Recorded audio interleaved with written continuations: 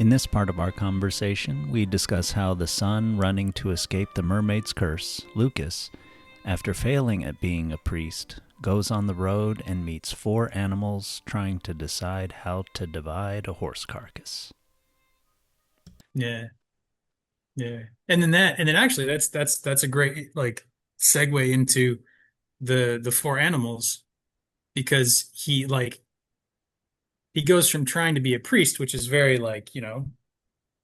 upward oriented towards God, to sort of going out into the world. So he can't ascend quite yet. He can't, reach the Yeah. happy ending of being a priest. So he goes out into the world and he gets a trade, and then he meets these animals, which is, as I see it, is like he's getting in touch with his instincts. There Mm-hmm. are these things inside of him that are fighting each other.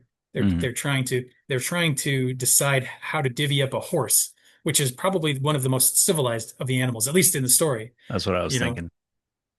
And so they're trying to chop it up, and he comes through and he sort of counter to the unjust nature that we were talking about. He comes through and is like, okay, here's how you do it fairly. Like the big animal gets the big bits, the little animals get the bits that are better for them. I'm not sure about the ant in the head, but ants lead anything, and I don't know what you do with a horse head anyway. Maybe there's something more to that'll reveal itself in time, but I just thought it was kind of funny. But you see him sort of like he comes in as sort of the civilizing force or the moral balancing force into this natural conflict. He resolves it, and everybody gets in their right place. And then those forces that were at war now are become his friends. They owe him a debt, and he can now call upon their powers. So it's very shamanic in that way. Like he's made a deal with the bear spirit and the fox spirit and the ant spirit and the falcon spirit, and he's able to use all of those to he uses each of them at least once in the story to like forward his adventure. And I just think that that's sort of like if we want to talk about the mermaid as the deal with the mermaid as a deal with nature that goes unresolved, that will leave a conflict inside yourself. And here he begins to start making amends with that conflict, not with the mermaid, but just with nature in general. And so he gains power thereby and is able to be more effective in the world. Yeah, yeah, I thought pretty much along the same lines, and just looking at it in terms of his development. So he can't become a priest, but then he goes into another way, and then maybe he descends or he goes laterally, but he is kind of ascending in some way, get and in a more sort of primitive way, getting in touch with his uh he does something more humble, I should say, with becoming a cask and tub maker, the cooper. And then yeah, he goes on and he's traveling, he's open to everything, he's going forward. Even though he couldn't go up, he's going forward. And then yes, yeah, getting in touch with himself, getting in touch with deep nature and animals of the forest. There's nature of the sea here, but now he goes sort of the opposite way, deep into the forest, and he's getting strength from that. So, Yeah, yeah, yeah, yeah, yeah, yeah, yeah. The forest is like because they can both be symbols of the unconscious. The obviously the water, the thing that you have to like kind of dive into. But the forest also you can wander into and get lost and have no idea where you are and suddenly come upon this thing and it's a monster, it's a castle, it's an abandoned castle, it's a giant's camp, it's whatever it is, it's always in the forest. Um, yeah. yeah, yeah, yeah.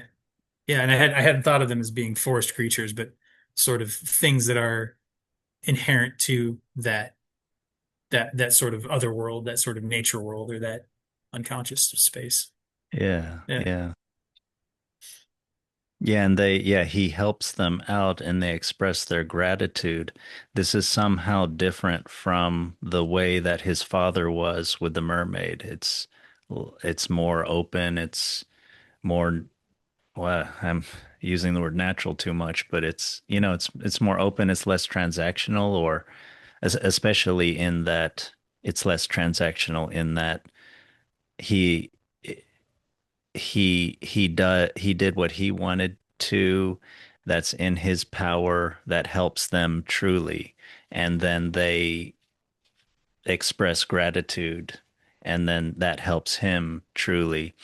And I think it's funny that he laughs at the end of that. It's like he's exulting in his power. He leveled up in some way. It's this burst of the expression of the soul at this Mhm. sort of coming into touch with and gathering up and, these forces. Yeah, yeah. I was struck by that line too, because again, one little line, but it has such an impact. Um, and I hadn't really realized this until we were talking about it again before the cameras went on. But the thing I was mentioning to you about the memory reconsolidation as sort of the underlying neurobiology of why most therapy works, sort of holding, being able to contact a stuck pattern in our system, hold it as a witness, so not being overly identified with it, but having this sort of witnessing while still feeling the emotions and the panic responses that are in there, and then kind of holding that balance between the two until a third thing comes in that can show why the story that the struggling part is believing isn't true. So it gets new information and it can kind of rewrite its code.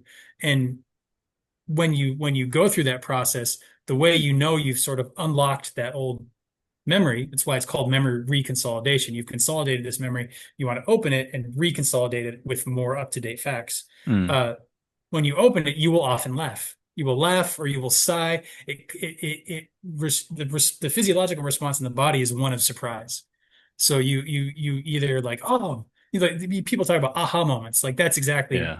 what an aha moment is. It doesn't always have to be trauma. It can just be like, oh, I believe this thing about the world, and now I see this new information come in, and I Yeah. was able to sort of make the connection between the two. And aha, my other understanding was wrong. Whether that's about Archimedes in the tub with the lever or whatever it was in the Eureka story from Nice.